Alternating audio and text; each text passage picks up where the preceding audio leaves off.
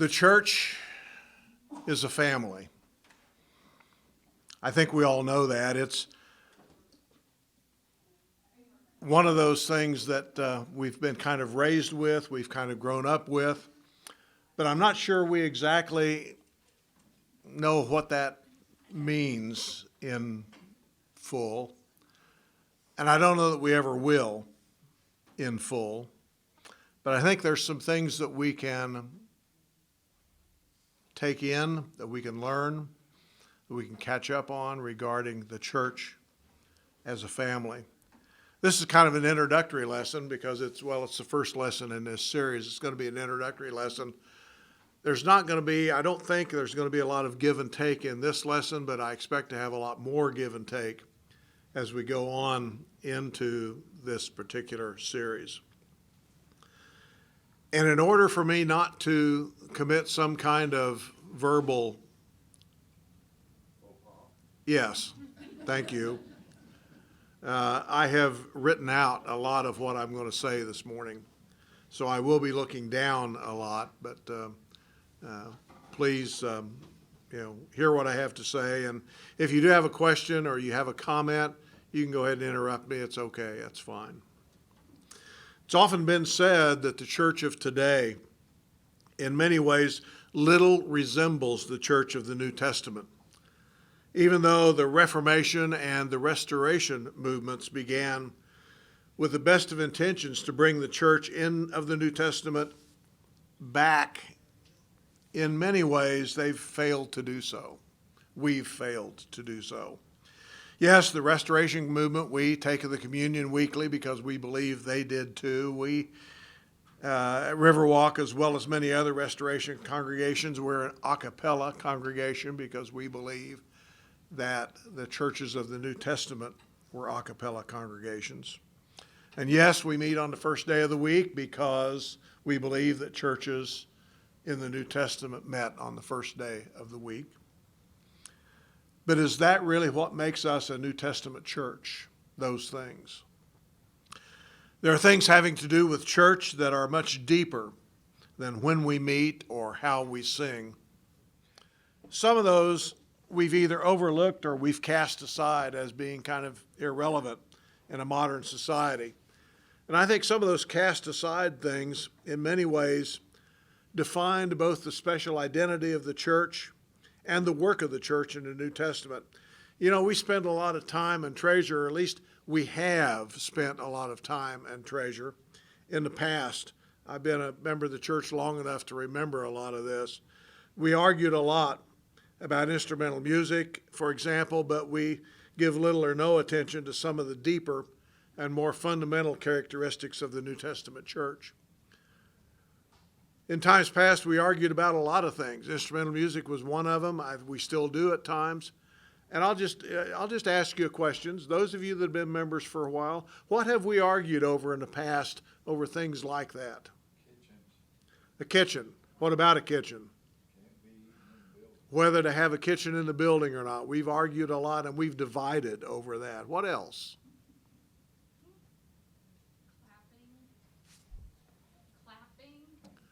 Clapping, we've argued over that. We've argued over clapping. We've argued over hand raising. We've argued over that kind of thing to the point that we've divided over those things. What else?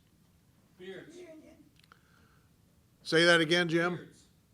In the 70s, there were questions about whether a Christian could have a beard or not.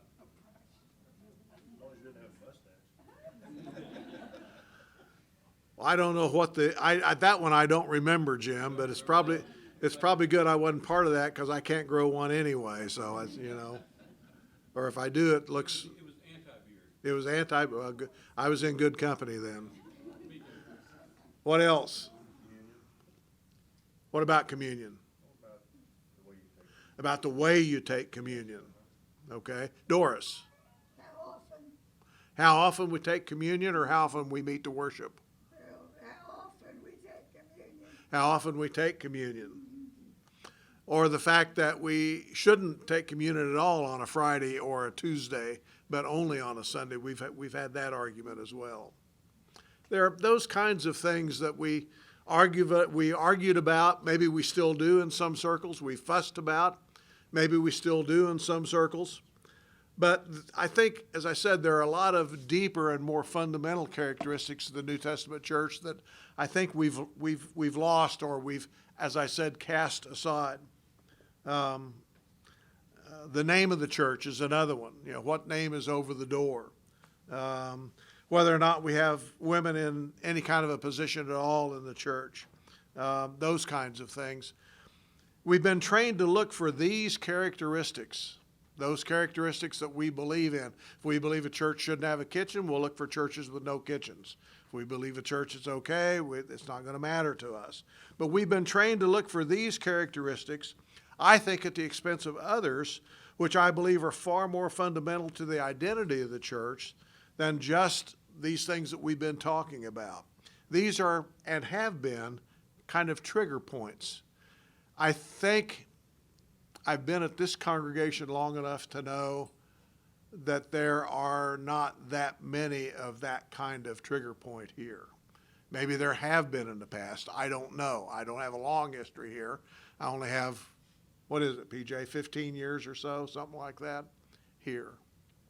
Those of you that have been here a little bit longer, you may have some more information about that kind of thing. But one of the characteristics that I believe to be more fundamental, but one I think that we often miss, is the idea of the church as a family. Yeah, we know, we teach, and we understand that as Christians, we are part of a church family. Curtis talks about that a lot in his sermons. We even sometimes speak of each other, although we don't do it much here, as brothers and sisters in Christ. You know, Sister Shelley, you know, that kind of thing. We don't use that kind of language here to that great of an extent like they have and do at some other congregations that you may know. We look after one another here when someone's facing some kind of a medical challenge or some other difficulty in life. We really do a pretty good job of doing that. And we even pray for others when they're facing medical or other challenges in life. This congregation probably prays more individually those people that I know who during the week pray on a regular basis, more so than probably any other congregation that I've been in.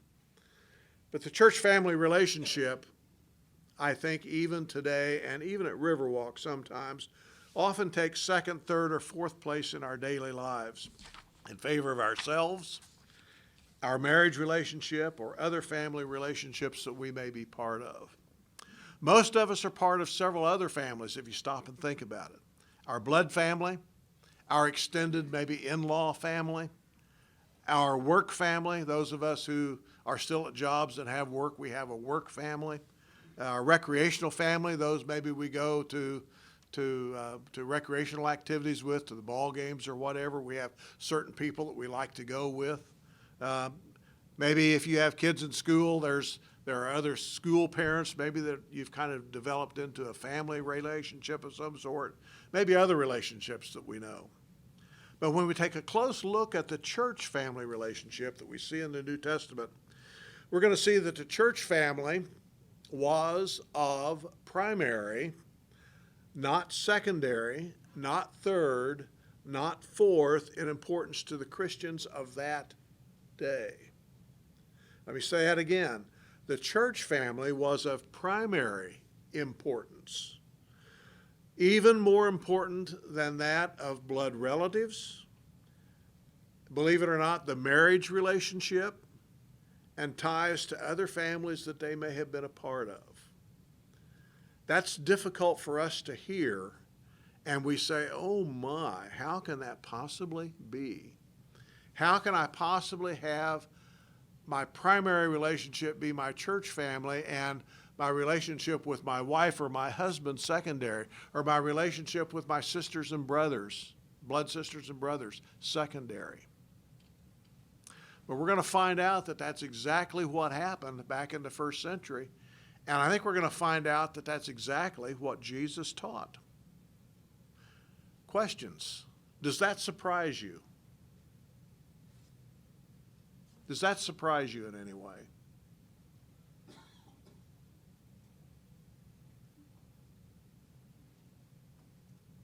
Does it strike you as somewhat strange that the church family would be of primary importance, even over blood family, even over marriage, even over any other family relationship? Is it a little off-putting to you?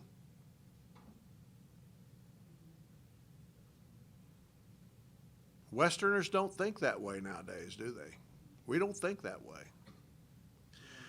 For those of us who live away from, your primary family, that is your blood family, the church really is the significance of your family, because that's now who you depend upon, who Yeah. you live with, who you love, and you may only see your blood relatives once in a while, but your connection with your church family is more intimate and more regular. And more regular. I know for us it's valuable because it provides that link that otherwise is not there for us, with the blood family. And especially with somebody like Olya, who may have relatives, 8,000 miles away or however far away it is, Well, and we're going to encourage these loving relationships. We are. In your life. We are. When you say that, it kind of like, oh, I have to turn my back on my husband and Well, you sort of have already right now, so And so,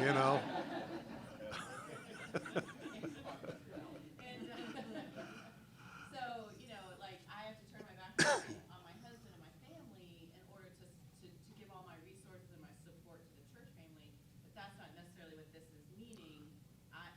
We are going to encourage loving relationships, all the things that Jesus taught Right. us work in marriages, and we're going to encourage that. So, I think sometimes we're like, what are you talking about? It's, and I'm getting there, so, Right. yeah, I'm getting there. But Jay, you asked the question, that is it off-putting? And it is to me, it's uncomfortable.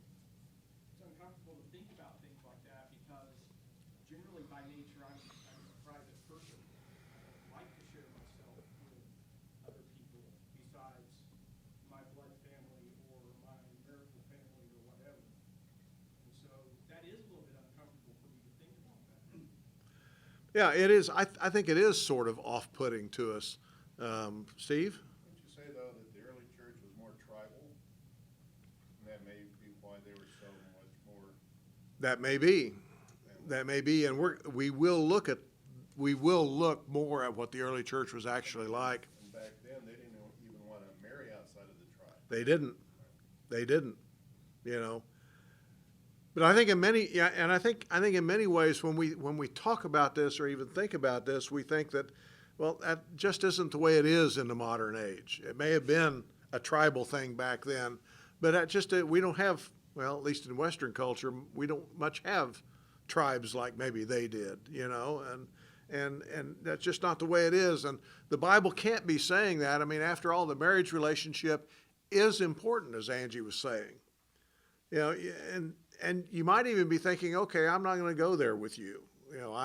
I love my husband, I love my wife, I love my blood family, I love my work family, whatever. I'm just not going to go there with you. Well, hang in with me here. I think you're going to find, if you stay with me on this, that the statement about the church family being primary is indeed true, but God in no way expects you to just ignore your marriage, to ignore your kids, ignore your elderly parents or whoever in favor of the church family. He doesn't expect you just to turn your back on these people, but he does expect, I think, and I think if you hang in with me, we'll figure this out, that the church family needs to be of, as I say again, primary importance. It's going to be the intent of this course of study to look at the church family of today in comparison with what we find that we believe is plainly taught in the New Testament. It's going to be the intent of this course to explore the culture of that day as it related to family relationships, and it's going to be the intent of this course to look at the scriptural thoughts that bring out the nature and importance of that relationship to the Christians of the first, second, and third centuries. We're also hopefully going to take an honest look at the church of today with some specific attention to the Riverwalk Church in terms of the church family. How is it similar? How is it different from the church in the New Testament? Whether the church family concept of first century Christians, is it totally appropriate for us today in Western culture? I mean, we are a part of the Western culture. We are a part of this great culture family.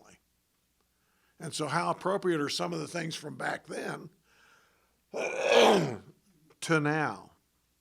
And then we're also going to look at how we might begin to better implement the concept of the church family and the relationship that we have with the church family.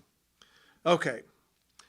Some of you may even be wondering why we think this class is necessary. I don't know if you have that thought in your head or not. We do a pretty good job here at Riverwalk, I think. I've said that before. We believe in taking care of our own. Most of us have formed some kind of relationship with others through small groups, which are beginning to start up again, through volunteering in various ministries, Simple House and Franklin Elementary and Carpenter Place and so on. We have kind of groups of people who are involved in those kinds of things. You know, we really do, I think, a fairly good job. Better, I think, than I have seen in many of the other congregations that Pat and I have been a part of.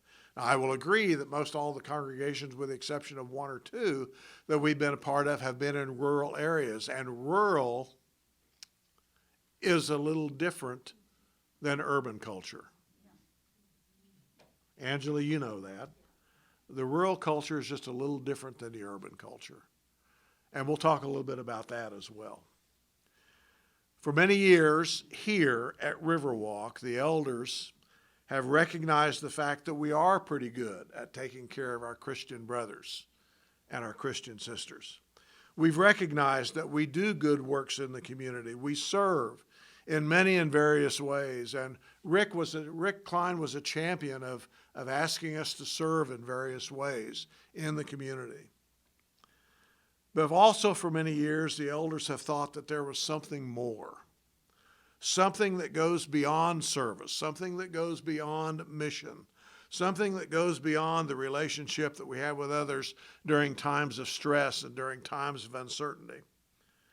But until COVID came and pretty much upset everything, we were hard-pressed to zero in on just what that more was. With COVID, we suddenly found ourselves isolated, didn't we? 6 feet apart, masked, staying at home. We were hesitant, some of us, even to go to the grocery store. Some of us still are hesitant to do that, let alone come to worship services where over 150 other people who are used to hugging and shaking hands were here. We missed the interaction with COVID. We missed the conversations with COVID. We missed the togetherness that was pre-pandemic. And we still have not quite gotten back to the way it was before, and we're not sure that it ever is going to get back to quite the way it was before. And it began to dawn on us, I think, that our coming together, our eating a common meal, even in the way that we do it, which we believe was not quite how they did it back then, but even so, our eating a common meal, our working and worshiping together, that was something more than just setting aside an hour or two for that kind of thing in an otherwise busy lifestyle. There was something intangible, yet something very real that was no longer part of the equation of life and living during these past couple of years or so. You tie that in with that, well, for well over a year, many of us in leadership positions, as well as many in the congregation, at Curtis's behest, have been praying a prayer that Curtis has asked us to consider praying, for God to move somehow in this congregation in such a way that we will both know of his presence and know and embrace his plan for us. And Curtis is still praying that prayer, and I think many of us still are as well. And although we've seen, even in the pandemic environment, what we believe to be answers to that prayer, we also believe that this the realization that relationship is of primary importance in the life of the church family. That may well be another one of the answers to this prayer. Relationship as of primary importance to the life of the church family. That's kind of come to us. I don't know how it comes to us, but it's just kind of been one of those gradual things, I guess. It wasn't some epiphany or some apparition of the Holy Spirit off in the corner someplace that gave us this. It just kind of morphed into this. Maybe God's showing us a better way to do church. If we're truly going to be the church of the New Testament, we need to look at the Christians of that day, not only in their worship practices as best we can, but also in their relationships with one another. You know, if we look at the worship practices of the church of the New Testament and we modeled that exactly, we wouldn't be in a building. We wouldn't have lighting, and we wouldn't have running water, and we wouldn't have all of the other stuff that we have. So it's a little difficult for us to model that kind of thing exactly.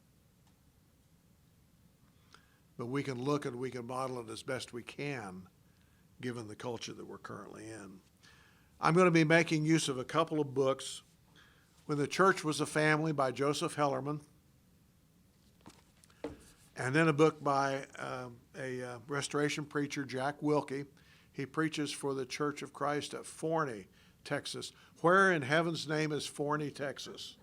Does anybody know? South of Dallas someplace? It's near Dallas.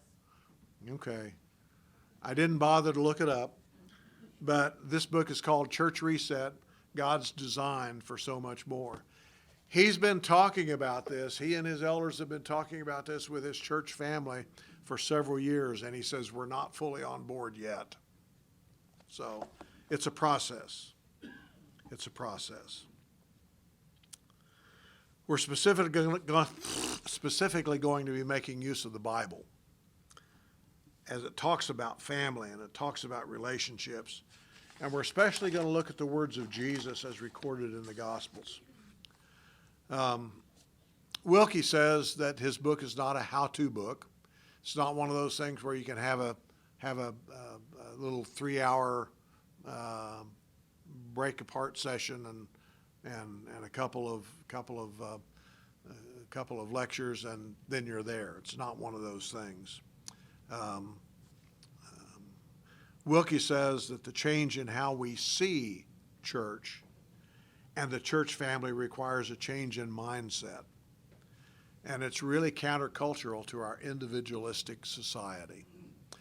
Someone describe for me, as best you can, what you think of when I use the term individualistic society. Those are two kind of big words, aren't they? Individualistic, 7 syllables. That's a pretty good one. Out for yourself? I'm sorry? Out for yourself? You're in it for yourself. You look at yourself first, Yeah, that's what I think. okay? My rights take precedence. My rights take precedence. My rights take precedence over everybody else's.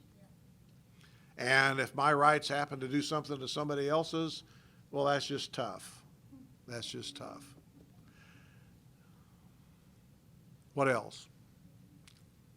WIIFM. What's in it for me? What's in it for me? Yeah. What's in it for me? Do it better my way. Julie, you say that as if you know that very well. I have looked at it.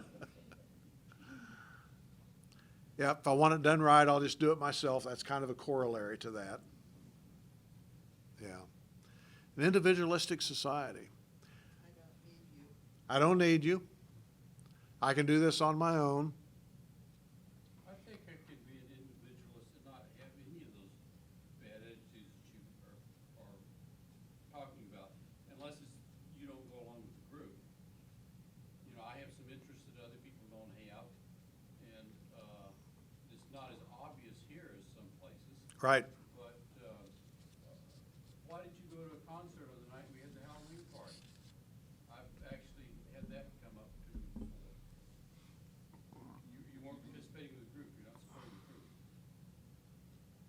I don't know why I went to the concert instead of, I went it to, just seemed like the thing to do, you know? tell you which one it was.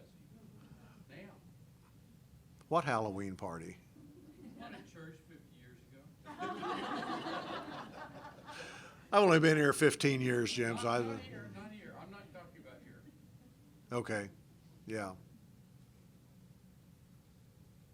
So there's, and this kind of thing is ingrained in us. Society ingrains this in us. I can't think of the name of the song now, but isn't there an older song that talks about doing it my way? That's Frank Sinatra. Yeah, yeah. You know, it's just, I drove a Volkswagen Beetle before it was cool. Was there something wrong? Or I've even been criticized for not owning a house. well, driving a Beetle back when was kind of a cool thing to do, Jim. Well, it got to be, but I was there early.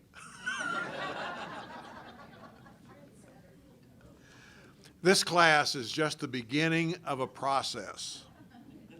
It's a process that hopefully will gradually make Riverwalk into a congregation of God's people that's more in line with what we already believe that God envisioned actually before the foundations of the world were laid. A family, a faith community, people who love and cherish their brothers and sisters in the faith, people who share one another's burdens, people who rejoice with one another's praises, people who sacrifice for one another, people who pray for and with one another, people who support one another, people who live, love, and serve as a family of God. Sounds kind of idealistic, doesn't it? And I don't know how possible really it is. If this guy is still working with his congregation after 5 years, yeah, it is a process. If you want copies of the books, I either have or can order copies for you. I would charge you a minimum fee of $5 for each book that you want. Just let me know. So let's kind of start out. That's kind of the introduction. I have about 5 to 10 minutes left. So let's start out very quickly here.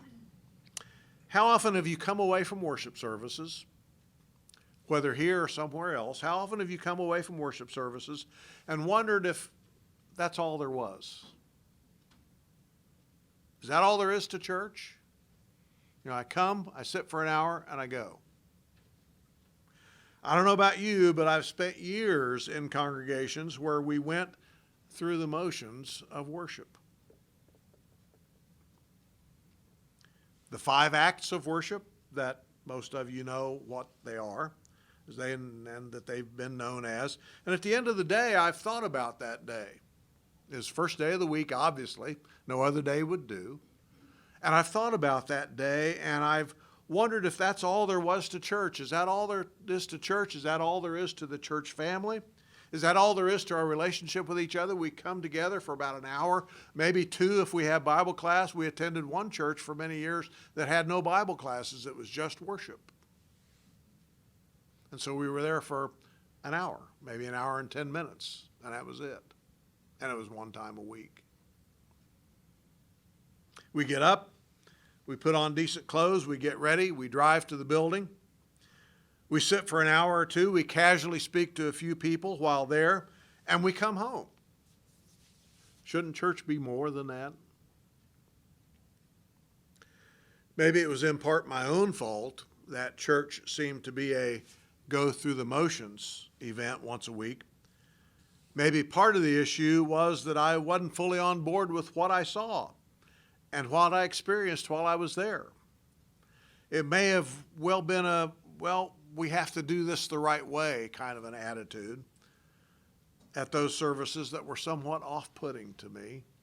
I don't know. Maybe I was a little rebellious at heart. I don't know. Did you chuckle at that, Angela? I've known Angela since 1984. So if she laughs at what I say, it's okay. It may have been a brother in Christ in one congregation while we were there who I heard, and I heard this, who I heard condemn those who met at the conservative Christian church down the street to hell because of their use of the instrument. That was kind of off-putting to me, and it was not at our congregation.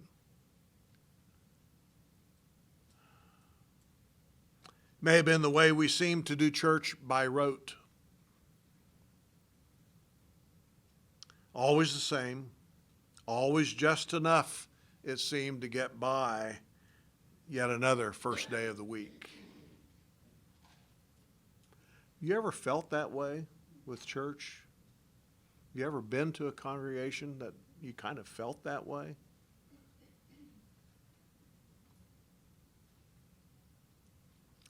I really believe that some of the blame, if it's correct to assign blame, some of the blame could be laid on the notion of church as being something that we did, something that we are required to do to be acceptable to God, rather than being primarily about close spiritual family ties and relationships. Church is something we do. Church is something we have to do. Otherwise, we may be in danger of that same hell that those conservative Christians were. I don't know. And I say that facetiously. Blood family ties were everywhere in the small congregations that we attended. Who said yes?